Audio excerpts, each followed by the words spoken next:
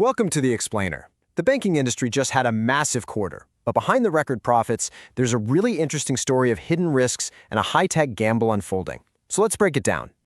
To really get our heads around the state of banking today, we have to start with this number, $79.3 billion. That's the total profit for all FDIC-insured banks in just the last 3 months. It's a staggering figure, and honestly, it sets the stage for everything else we're about to cover. Now, this isn't just another big number in a sea of financial data, you know? It's the result of a huge and very recent surge in profitability that really demands a closer look.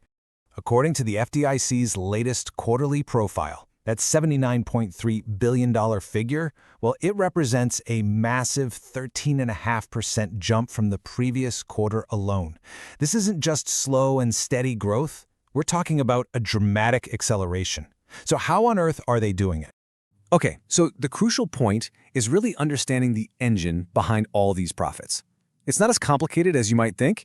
It actually comes down to the core business of banking and one key metric. And that metric is called the net interest margin, or NIM for short. Put simply, it's the profit spread. It's the money a bank makes on the loans it gives out, minus the interest it has to pay you for your deposits. The wider this margin gets, the more profitable the bank is. Simple as that. And here's the thing. That margin has been getting wider. It recently hit 3.34%, a level that's now actually above the pre-pandemic average. This wider spread is just pouring fuel on the fire of these record profits. But of course, the story isn't that simple. This boom in profitability is happening against a backdrop of some significant economic headwinds and underlying risks that kind of complicate the whole picture. Yeah, research from the Federal Reserve Bank of Kansas City makes it super clear that not all institutions are riding this wave. In fact, as interest rates change, you get this landscape of winners and losers. For some banks, their margins increase, but for others, they actually shrink. And what's really interesting here is how this chart visualizes the problem. When inflation is unpredictable, the future of interest rates becomes a total guessing game.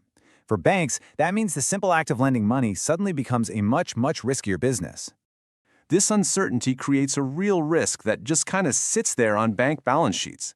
It's an issue they call unrealized losses. Think of it like this. A bank bought an investment for $100, but now, because of all these changing interest rates, it's only worth $90 on paper. It's this quiet risk that looms over the sector's otherwise sunny profit reports.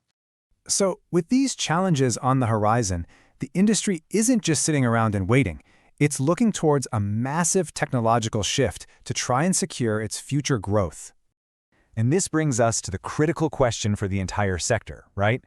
If the margins are under pressure from all this uncertainty and risks are mounting, where does the next wave of growth and profit come from?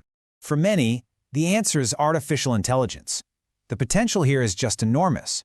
According to one analysis, AI could unlock an additional $300 billion in annual profit for retail banks by the year 2030. I mean, that is a completely game-changing number.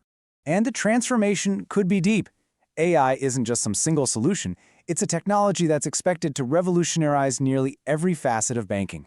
From making lending decisions way faster and more accurate to completely rethinking how things like payments and compliance are managed. And that leaves us with a final thought. The banking industry is, at this very moment, a powerful profit machine, but its future seems to hang in this delicate balance. Will AI be the technological engine that helps it navigate today's economic uncertainty, or will this powerful new tool create entirely new kinds of risks we